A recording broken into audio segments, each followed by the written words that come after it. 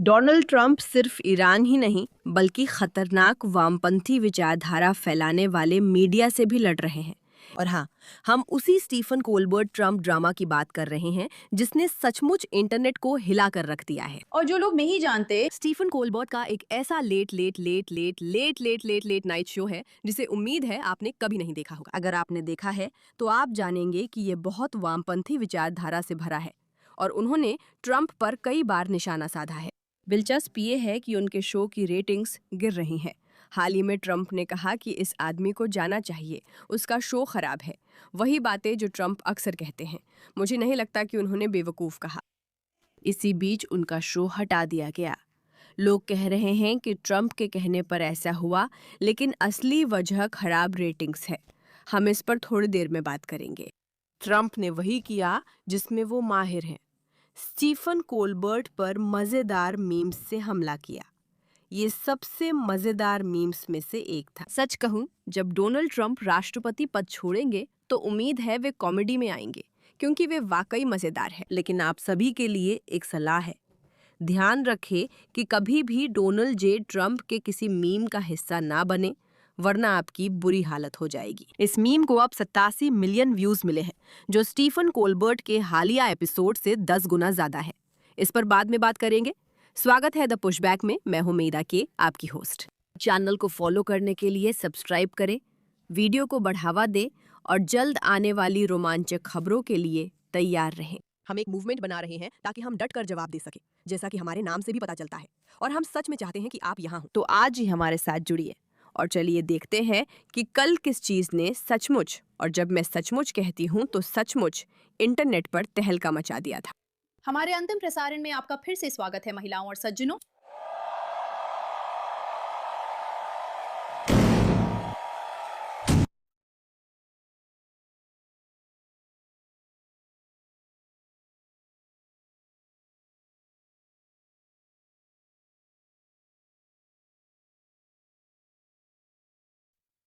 इसने इंटरनेट पर तहलका मचा दिया। मैं सच कह रही हूँ, ये कोई बढ़ा चढ़ाकर नहीं है। कई दिनों से मेरे फीड पर यही है, लेकिन हमें हर चीज का विश्लेषण करना है। तो स्पष्ट कर दूं, वो एआई द्वारा बना वीडियो था। जिन्हें समझ नहीं आया उनसे माफी। मजाक ये है कि ट्रंप कहते हैं स्वागत है, कोलबर्ट बोलते हैं लेट शो में आपका स्वागत है, जैसे ये मेरा आखिरी एपिसोड हो। और ट्रंप कहते हैं तुम कचरा हो, और उसे कचरे में फेंक देते हैं, जो काफी मजेदार है।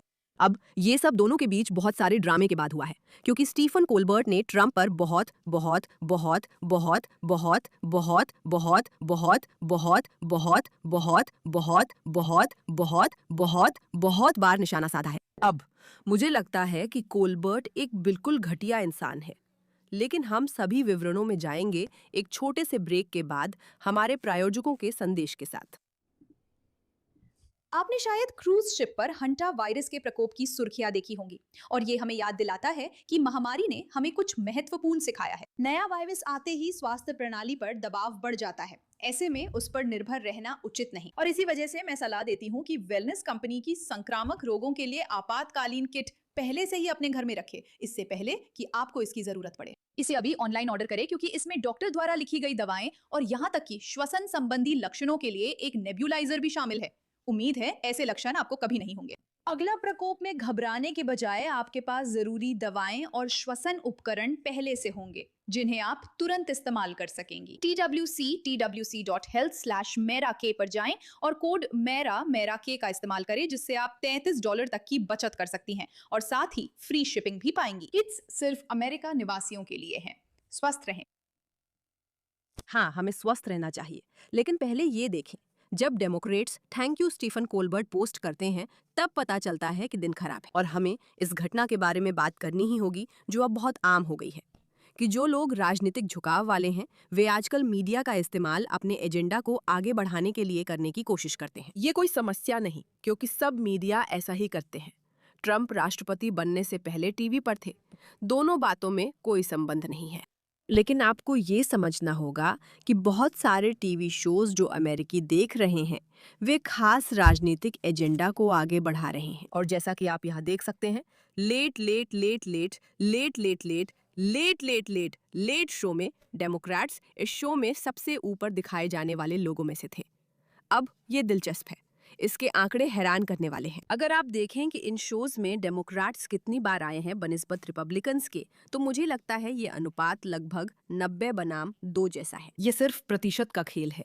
हम जानते हैं कि वे एजेंडा चला रहे हैं। दिलचस्प है कि शो कितना गिर चुका है। रेटिंग्स आ गई। कोलबर्ट के फिनाले को 6.7 मिली, 24 मिलियन व्यूज। अब 6.74 मिलियन लोग टीवी देख रहे हैं। ये बहुत बड़ी संख्या है। लेकिन इस तथ्य को छोड़कर कि 87 मिलियन से भी ज्यादा लोगों ने मीम देखा है, इसका मतलब है कि ये शो बहुत खराब है। लेटरमैन के पास 13.8 मिलियन थे, कार्सन के पास 55 मिलियन। यही असली वजह है कि कोलबर्ट की रेटिंग्स नीचे थीं। डेमोक्रेट्स इसे सालों से लगातार आगे बढ़ाने की कोशिश कर रहे हैं। वो इसलिए जा रहे हैं क्योंकि डोनाल्ड ट्रंप मीडिया में धड़ल्ले से उन आवाजों को दबाने की कोशिश कर रहे हैं जो उनका विरोध करती हैं। हकीकत ये है कि कोलबर्ट का शो बस बेकार था और वो आर्थिक रूप से वो नहीं कर पा रहा था जो उसे करना चाहिए था। वो बस नंबर नहीं ला पा रहा था। और अगर आप उनकी टीम के आकार को देखें, उदाहरण के लिए जो हमें अभी दिखेगा, तो उसमें बहुत बड़ी संख्या में लोग थे। बहुत बहुत बहुत बहुत बड़ी संख्या में लोग उनके शो में थे। मेरा मतलब है, देखिए उनके शो पर कितने लोग काम कर रहे थे। और मैं बता सकती हूँ कि अगर यहाँ हर किसी को सही वेतन मिले, सिर्फ वेतन देने के लिए ही इस शो को जितनी रकम कमानी पड़ती, पैसे कमाने की तो बात ही छोड़िए, वो हैरान कर देने वाली है। इतने लोग ऐसे शो के लिए ज्यादा है जिसे अब शायद ही कोई देखता है। सच में ये बहुत ज्यादा है। यही तो नई या पुरानी मीडिया का भ्रम है, जो बिना बदले सब कुछ पहले जैसा चलाना चाहती हैं और बाद में ट्रंप जैसे लोगों को दोष देती हैं। अब स्टीफन कोलबर्ट शो के बंद होने का दोष ट्रंप को क्यों मिल रहा है? ठीक है, ये सवाल हमें जरूर पूछना चाहिए, खासकर जब हमें पता है कि इस शो को घटती विज्ञापन आय के कारण हर साल 40 से 50 मिलियन डॉलर का नुकसान हो रहा था। इस शो में 40 से 50 मिलियन डॉलर का नुकसान हो रहा था, और फिर भी किसी तरह उनके पास ये हिम्मत है कि वे ये दावा करें कि शो बंद होने की वजह ये है कि डोनाल्ड ट्रंप को कोलबर्ट की बातें पसंद नहीं आई। और फिर से ये उसी तरह की बेवकूफाना दोषारोपण मानसिकता का हिस्सा है जिसमें वे असलियत को देखने के बजाय हमेशा किसी न किसी को दोषी ठहराने के लिए ढूंढ लेते हैं।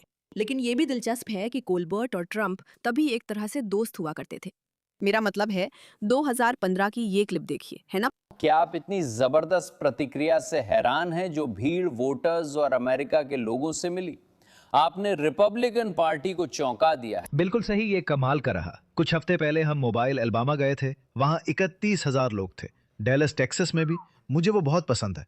नहीं, मुझे वे पसंद नहीं है। मुझे भी आप अच्छे लग रहे हैं।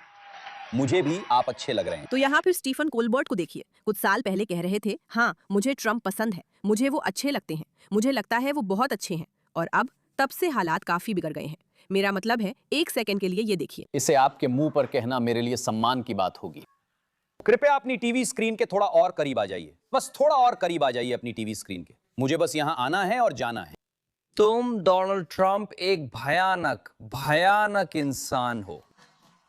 भयानक। और करीब आओ, इसे और करीब लाओ।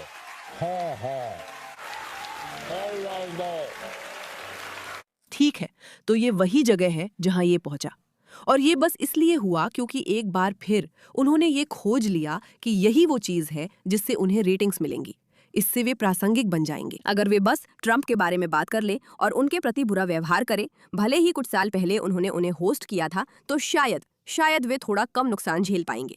लेकिन असल में ऐसा नहीं होता। पता चला कि लोग सिर्फ इसलिए किसी शो को पैसे देने के लिए तैयार नहीं है क्योंकि वे किसी राष्ट्रपति की बुराई करते हैं या उनके खतरनाक विचारधाराएं हैं।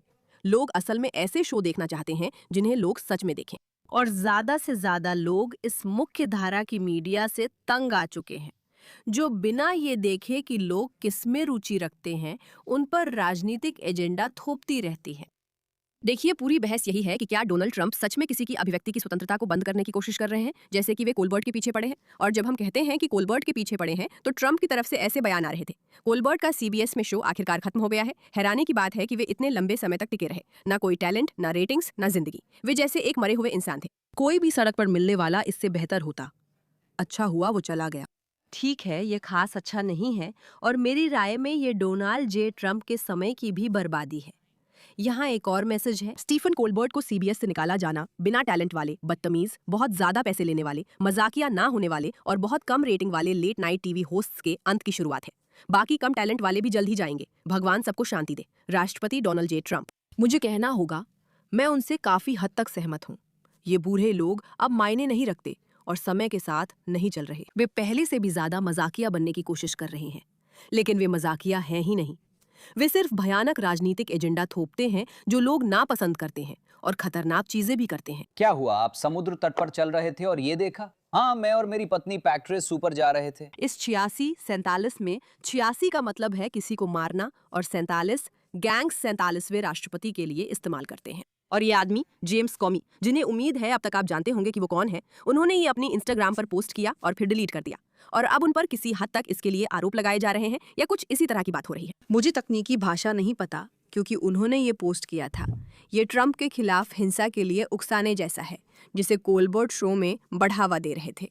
अब मुझे सच में कहना पड़ेगा, मुझे नहीं लगता कि ये आदमी मजेदार है। डोनाल्ड ट्रंप ने इस तरह जवाब दिया। आपका संदेश उनके लिए क्या है? Late night host Stephen Colbert के लिए ये उनका आखिरी शो, जबकि वो आपके इतने कड़े आलोचक रहे हैं। आपका संदेश क्या है? मैं बाद में संदेश दूंगा। और वो संदेश जो हमने देखा वो एक बहुत ही मजेदार वीडियो था। ठीक है, तो ये था उनके शो का अंत था। सच कहूं तो ये थोड़ा शर्मनाक है। महिलाओं और सज्जनों,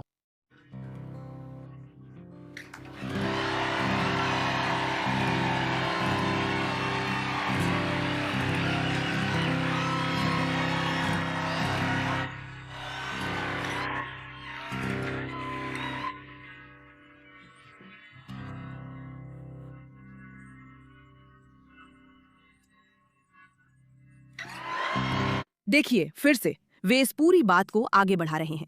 देखिए, चलिए कोलबर्ट को हीरो बना देते हैं।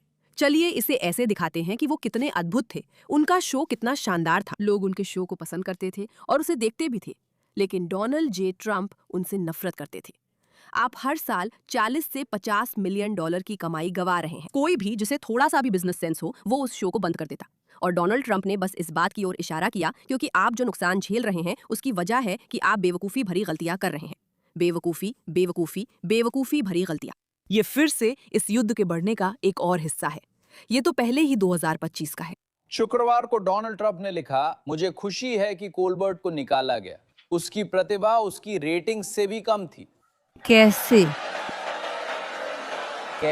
आपकी हिम्मत कैसे हुई सर? क्या एक अयोग्य आदमी निम्नलिखित व्यंग्यात्मक चुटकुला लिख सकता है? जा अपनी ऐसी तैसी कर। फिर से पूरी भीड़ जोर जोर से चिल्ला रही है। सब लोग बहुत उत्साहित हैं, लेकिन मेरे लिए, मैं बस इसे देखती हूँ और सोचती हूँ, ठीक है, बेकार। अब मेरी राय में क्या मुझे लगता है कि एक राष्ट्रपति को अपना समय किसी मीडिया को होस्ट के बारे में बात करने में बर्बाद करना चाहिए? नहीं। मुझे लगता है कि अगर आप अमेरिका को फिर से बनाना चाहते हैं तो आपको इसे अपना मनोरंजन मानने के साथ आने वाली समस्याओं पर सोचना होगा। महिलाओं और सज्जनों, जो बाइडेन ने कर दिखाया, वो हमारे अगले राष्ट्रपति हैं। ये फिर से हो गया। एक अजीब और क्रूर अभियान के बाद जिसे जेल न जाने की बेताब जरूरत ने हवा दी, डोनाल्ड ट्रंप ने 2024 का चुनाव जीत लिया है। शो शुरू करने से पहले मैं आपको एक बात बताना चाहता हूं जो मुझे अभी कल रात ही पता चली। अगला साल हमारा आखिरी सीजन होगा। नेटवर्क मई में लेट शो को समाप्त कर देगा। और यही है, आप बाइडेन का जश्न मनाते हैं, जैसा कि एलेक लेसी लिखता है, आप बाइडेन का जश्न मनाते हैं। आप तब रोते हैं जब ट्रंप जीतते हैं और फिर आपको पता चलता है कि आपके शो के दर्शक लगातार कम हो रहे हैं और आपका शो बंद होने वाला है। मुझे लगता है मैं अपनी पहली राय से सहमत हूँ। ये ट्रंप के पक्ष में 1-0 है। इस पर ध्यान देने के लिए धन्यवाद।